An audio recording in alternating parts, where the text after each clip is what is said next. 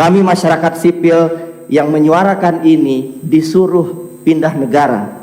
Ini adalah titik terendah, terus terang bisa terus dilakukan.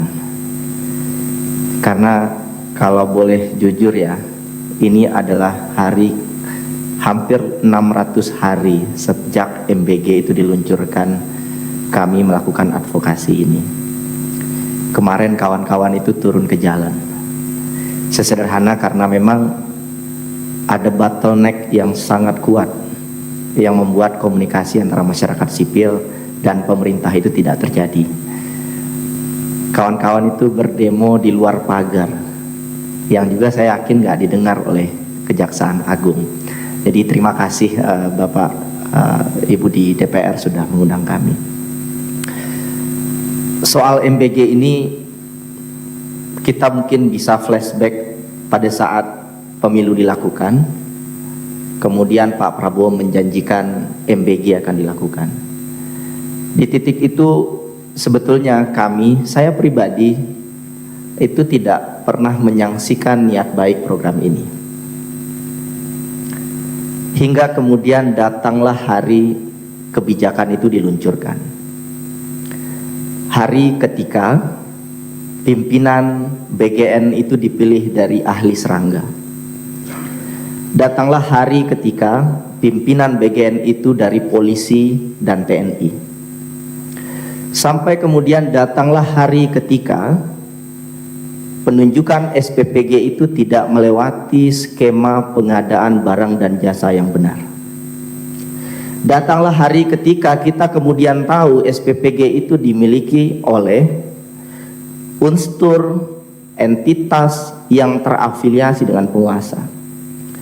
Datanglah hari kemudian kita tahu ada ribuan dapur dimiliki oleh polisi, kemudian TNI, ormas keagamaan, termasuk juga mereka yang terafiliasi dengan partai politik.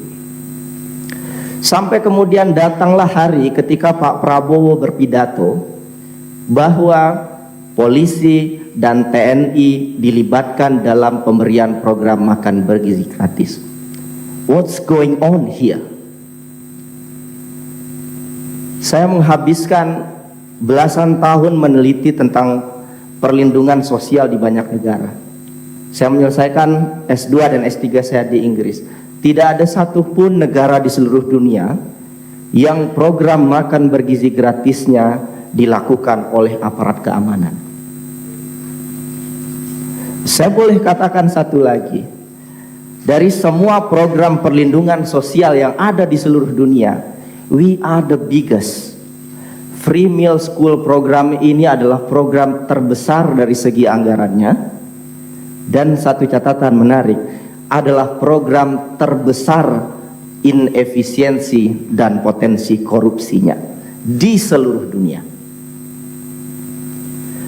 Hingga kemudian datanglah hari ketika kepala BGN ditangkap, datanglah hari kemudian Kejaksaan Agung diminta berhenti untuk mengumpulkan data berkaitan dengan korupsi di MBG. Kami publik ditontonkan oleh irasionalitas yang tidak masuk akal. Andai kami boleh curhat Bapak Ibu, ini lembaga terhormat, titik terakhir yang kami mungkin bisa mengadu. Selama 2 tahun terakhir kami ngobrol diskusi dengan KPK. Kawan-kawan sudah berdiskusi dengan kementerian, segala macam kementerian, termasuk BGN. Pada saat studi kami dirilis dihadiri oleh BGN. Kami juga sudah datang bertemu dengan banyak entitas masyarakat sipil, dan hingga detik ini banyak sekali yang kemudian kami tidak tahu lagi solusinya apa. Kami pernah ke Komisi Pengawas Persaingan Usaha, yang jelas-jelas penunjukan SPPG ini melanggar prinsip itu, yang kemudian memukul banyak petani lokal, peternak lokal, dan lain-lain. Per hari ini Bapak Ibu, instabilitas harga pangan luar biasa parah.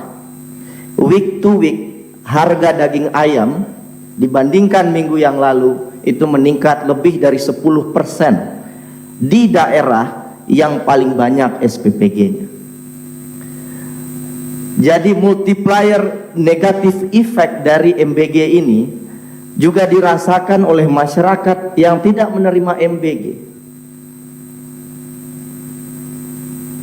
Nah, dari semua proses yang kami lewati, Bapak Ibu, kami sudah melakukan studi, masyarakat sipil sudah menyuarakan, bahkan sudah sampai turun ke jalan. Nah, di titik ini saya hanya ingin sampaikan part yang paling menarik dari apa yang terjadi hari ini. Kenapa ini tetap berlanjut? Kenapa ini masalah tidak akan selesai? Karena mereka yang diam adalah mereka yang punya afiliasi paling kuat yang diuntungkan dari program makan bergizi gratis ini. Hari ini mungkin hari kesekian. Sebelumnya saya ke DPD, Bapak Ibu, saya juga bicara apa adanya. Kami tidak ada konflik kepentingan sama sekali. Bapak Ibu bisa cek background track record kami masyarakat sipil. Keinginan dari masyarakat sipil itu sederhana. Program ini anggarannya itu masif sekali. Dan ditargetkan lagi 200-an triliun. Saya hanya ingin bilang, kalau seandainya mau fair bicara best practice di negara lain, Pak Presiden bisa telepon Pak Lula dari Brazil. Berapa anggaran free meal school di Brazil? Itu hanya 2% dibandingkan anggaran pendidikannya. Berapa di Indonesia? 34% dari anggaran pendidikan. Ini bukan anggaran baru, tapi memakan anggaran pendidikan yang sudah ada. Itulah terjadi yang kita saksikan hari ini. Saya ngajar di kampus, beasiswa itu mengalami pengurangan signifikan, Bapak Ibu, tahun ini.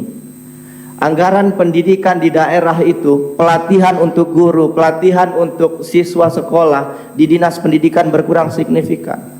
Termasuk juga anggaran-anggaran pendidikan yang lain. Jadi ada trade-off kebijakan yang sangat mengerikan berkaitan dengan MBG ini. Nah, bicara soal multiplier effect, saya mungkin nggak akan panjang lebar. Saya kira kita sudah merasakan dampaknya hari ini. Rupiah terpukul. Dan kalau bicara rupiah, Bapak Ibu, studi saya tentang finance, nggak ada lagi rumus metodologinya yang bisa memprediksi IHSG dan nilai tukar rupiah hari ini secara statistik. Rumusnya sederhana, kepercayaan pasar. Dan kepercayaan pasar itu hanya bisa lahir kalau kebijakan strategis nasionalnya benar. Dan ketika kebijakan strategis nasionalnya tidak benar, kita menyaksikan hari ini capital outflow yang sangat-sangat parah. Mungkin bahasa ini sangat teknokratik dan rumit ya. Saya kasih contoh dampaknya pada masyarakat bawah. Rupiah naik, dolar naik, pakan itu naik harganya karena kita impor. Dan itu memukul peternak dan petani kecil. Jadi multiplier effect ini sangat panjang, Bapak Ibu, dan ini terasa langsung ke masyarakat. Dan hari ini kita hanya buying the time. Saya mungkin masuk ke poin terakhir, mungkin bisa ditambahkan oleh kawan-kawan yang lain. Bicara soal apa yang harus dilakukan ke depan, saya berharap kita tidak terjebak pada isu dapur harus higienis, penyerapan UMKM lokal harus sekian, dan lain-lain. Bapak, Ibu, ini soal kausalitas. The main problem is who is running this program. Siapa pemilik SPPG-nya? Sepanjang SPPG-nya masih dimiliki oleh orang-orang yang punya konflik kepentingan, saya sangat tidak yakin bahwa kemudian dapurnya akan dikelola dengan baik. Dan itu kalau terus terjadi, maka sampai 2029 kita akan mendiskusikan masalah yang sama. Melelahkan sekali. Ini tidak hanya lelah untuk kami masyarakat sipil, pasti juga lelah untuk Bapak Ibu di DPR, pasti juga lelah untuk masyarakat, padahal banyak hal strategis lain yang perlu kita pikirkan. Maka di titik itu saya mungkin hanya akan bilang, secara demokrasi hanya ada 3 institusi yang bisa menghentikan dan mengevaluasi program ini. satu Mahkamah Konstitusi, dan kami sudah ajukan judicial review dan gugatan, dan kemungkinan secara prediksi kemungkinan belum tentu dan kemungkinan akan ditolak. Institusi kedua yang bisa menghentikan dan mengevaluasi program ini adalah Dewan Perwakilan Rakyat. Ada hak yang melekat di sana secara demokrasi. Dan entitas ketiga yang bisa menghentikan ini adalah Prabowo Subianto. Dan terus terang saya hanya ingin bilang, dari tiga entitas ini kami berada dalam kekecewaan dan kekhawatiran ini tidak akan kemana-mana dan direspon oleh ketiga institusi ini. Sangat menyakitkan kalau kami berharap pada entitas keempat, yaitu Tuhan yang Maha Kuasa. Dan hari ini part terakhir yang ingin kami sampaikan juga, kami masyarakat sipil yang menyuarakan ini disuruh pindah negara. Ini adalah titik terendah terus terang bagi saya keluar negeri, sekolah, kawan-kawan berjuang dengan baik untuk masyarakat, kemudian kita melakukan ini disuruh pergi keluar Indonesia. This is so painful. Terima kasih.